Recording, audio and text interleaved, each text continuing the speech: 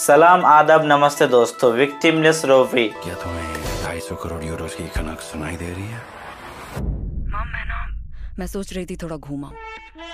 यानी कि एक ऐसी रोबरी, एक ऐसी चोरी जिसके बारे में लोग जानते हैं कि आप चोरी कर रहे हैं, फिर भी लोग आपके सपोर्ट में है।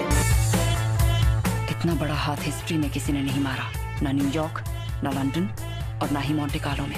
और इसे ही कहते हैं परफेक्ट क्राइम। तो अगर मेरी फोटो न्यूज में आनी ही है तो क्यों नहीं हिस्ट्री की सबसे बड़ी चोरी के लिए आए। ला कासा दे पैपेल या तो मनी हाइस्ट। हर घर, हर फैमिली में लोग सिर्फ यही सोचेंगे कि ये एक्चुअल में स्पेनिश टीवी चैनल एंटेना 3 में दिखाई जाने वाली 15 एपिसोड्स का एक शो है। बाद में इसे नेटफ्लिक्स ने खरीद लिया और 22 एपिसोड्स में उसे रिलीज कर दिया। वक्त ऐसी करवट लेने वाला था जिससे हम जीती हुई बाजी हारने वाले थे। जोर से डायरेक्ट कातिल। और नेटफ्लिक्स ने इसमें से कुछ सीन्स को हटा दिया गया क्योंकि कुछ नेक्स्ट सीन्स भी शूट किया गया था। 2017 में आए हुए इस शो को तारीख मनी हाइस्ट के नाम से जानती है और ये शो ब्राजील, इटली, फ्रांस जैसे देशों में मोस्ट वॉच्ड सीरीज बन गया। वैसे मनी हाइस्ट सिर्फ एक थ्रिलिंग है तो हाइस्ट सीरीज या शो नहीं है, बल्कि उनके जो थीम्स है, उनके लाल कॉस्ट्यूम्स और खास करके गाना बेल्ला शाओ, सब एंटी गवर्नमेंट, एंटी सिस्टम और एंटी करप्शन के सपोर्ट में लड़ने का सिंबल्स है।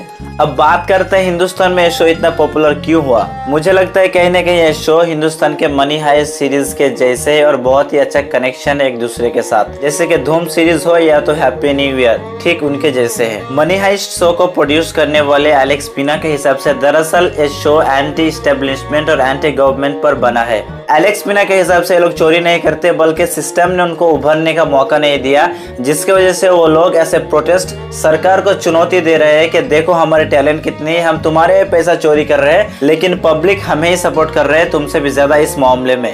क्योंकि इस शो के लीडिंग हीरो प्रोफेसर सर्जियो, जिसको हम रियल में अल्वारो मोर्ते के नाम से जानते हैं, उनके हिसाब से ये लोग चोरी किसी आदमी या तो बैंक से नहीं कर रहे हैं बल्कि गवर्नमेंट से कर रहे हैं, जिसकी वजह से पब्लिक भी उन्हें सपोर्ट कर रही है। अब बात करते हैं मनी हाइस्ट के सबसे खास फीचर, ये फोक सॉन्ग बेला शाओ के बारे में, जिसका लिटरल मीनिंग है गुड बाय ब्यूटीफुल। दरअसल इस फोक सॉन्ग से हम लोग बहुत ही कुछ सीख सकते हैं, स्पेशली स्टूडेंट, क्योंकि ये सॉन्ग टोटली मोटिवेटेड और टोटली हार्ड वर्किंग लोगों से गाया गया था। असल में इस सॉन्ग का लिरिक्स कौन लिखा है अब तक किसी को नहीं पता है, मगर इस गाने की शुरुआत हुई थी खेतों पर, जहां काम करने वाली औरतें कड़ी धूप में काम करते करते ये सॉन्ग गाते थे, जिसका लास्ट लाइन का मीनिंग है एक दिन हम काम करेंगे अपनी आजादी के साथ। और इस गाने की जो थीम है आजादी, दुनिया के हर कोने कोने में चप्पे चप्पे में फैल गई, खास तौर पर 1943 और 1945 के दरमियान की ड्यूरेशन में। ये वक्त था वर्ल्ड वॉर सेकेंड का और मिसोलिनी के खिलाफ लड़ने का भी। और ये सॉन्ग 1943 और 1945 के दरमियान उस वक्त ज्यादा उभर के आया जब इटली के पब्लिक इटली के गवर्नमेंट के खिलाफ इटालियन रेसिस्टेंस चला रहे थे,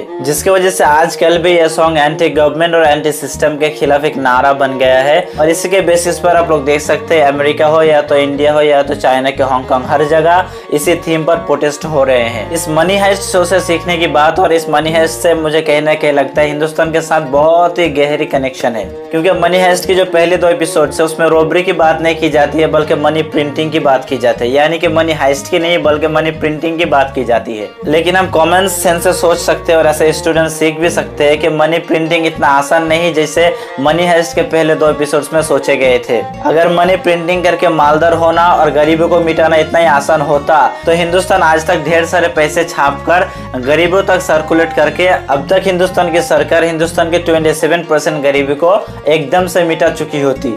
मनी प्रिंटिंग करके या तो पैसा छापकर गरीबी को हटाना इतना आसान क्यों नहीं है, चलिए समझते हैं दोस्तों। साल था 2017 का और जिम्बाब्वे में गरीबी बहुत ही ज्यादा बढ़ रही थी। जिम्बाब्वे की सरकार सोचे कि वो लोग तुरंत से ढेर सारे पैसे छाप देंगे और जिम्बाब्वे की तमाम पॉवर्टी को एकदम से मिटा देंगे। 2017 के कुछ महीनों तक वो लोग ढेर सारे पैसे छापे, नोटों की बारिश कर दी और पूरे जिम्बाब्वे में सर्कुलेट कर दिया। कुछ महीनों बाद जब जिम्बाब्वे के गवर्नमेंट अकाउंटेंट हिसाब करते हैं तो उन्हें पता चलता है 23 करोड़ परसेंटेज की इन्फ्लेशन हो गई। हाँ दोस्तों, 23 करोड़ की बात नहीं कर रहा हूँ मैं, 23 करोड़ परसेंटेज की बात कर रहा हूँ। जिस इन्फ्लेशन की वजह से जिम्बाब्वे की पब्लिक को एक मिठाई की कीमत $1 से होकर के $261 मिलियन पर अदा करना पड़ा, यानी कि एक चॉकलेट की कीमत जो कि $1 जिम्बाब्वे से मिलता था अब वो $261 मिलियन हो गए।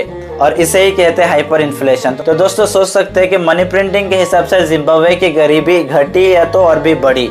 जिम्बाब्वे की एक गरीब फैमिली जिसके पास सही से चावल खरीदने की डॉलर नहीं थे, अब वो मिठाई भी कैसे खरीदेंगे। बहुत ही अजीब है दोस्तों, और इसे ही कहते हैं हाइपर इन्फ्लेशन। मनी हाइस्ट के हिसाब से रॉबरी एक प्रोफेशनल जॉब होता है, मगर रियल में अगर एक आदमी रॉबरी को ऐसे प्रोफेशन लेता है, क्या वो आदमी घाटे में रहेगा या तो फायदा में रहेगा? चलिए जानते हैं दोस्तों। स्टैटिस्टिकली ब्रिटिश बैंकर्स एसोसिएशन से डेटा कलेक्ट करके कुछ अकाउंटेंट ने एनालिसिस करके बताए, ऑन एवरेज एक बैंक से $12,706 ही एक मरतबा में चोरी हो सकती है, और नॉर्मली एक बैंक की एवरेज बैलेंस होती है 26,000 यूरो पाउंड्स। और इसी सर्वे के हिसाब से आप जो पैसे चोरी किए हैं यानी कि 12,706 यूरो पाउंड्स, इसको 6 महीने के अंदर अंदर ही आपको खर्च करना पड़ेगा, क्योंकि अगर आप इस सारे अमाउंट को अपने पास ही छुपा के या तो दबा के रखे तो पैसे उस एरिया में सर्कुलेट नहीं होगा, जिसकी वजह से आप जल्दी पकड़े जाएंगे, और आप पकड़े जाने भी नहीं चाहेंगे, जिसकी वजह से आपको 6 महीने के अंदर ही पूरे पैसे सर्कुलेट करना पड़ेगा, यानी कि खर्चा करना पड़ेगा। चाहे आप कुछ भी करें, पैसा बिल्डिंग बनाए, बिजनेस खोले, कुछ भी करे, लेकिन 6 महीने के अंदर आपको खर्च करना ही पड़ेगा। और इसी स्टैटिस्टिकल सर्वे के हिसाब से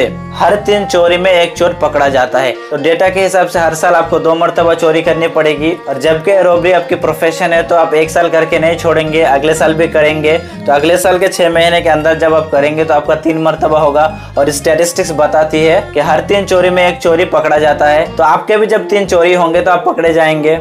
तो दोस्तों ऐसे बिजनेस आइडिया में ही कहना चाहूंगा कि आप चोरी करने से बेहतर तो हिंदुस्तान से या तो कोई बैंक से लोन ले लीजिए, फिर अपना कोई बिजनेस चालू कर दीजिए, बाद में EMI भर देना। दोस्तों आई होप कि वीडियो बहुत ही इन्फॉर्मेटिव लगी होगी, और इस मनी हाइस्ट शो से आप क्या क्या सीखे जरूर कमेंट करके पॉइंट आउट करना, और इसी जैसे वीडियो पाने के लिए मेरे चैनल को लाइक, सब्सक्राइब एंड शेयर करने मत भूलना।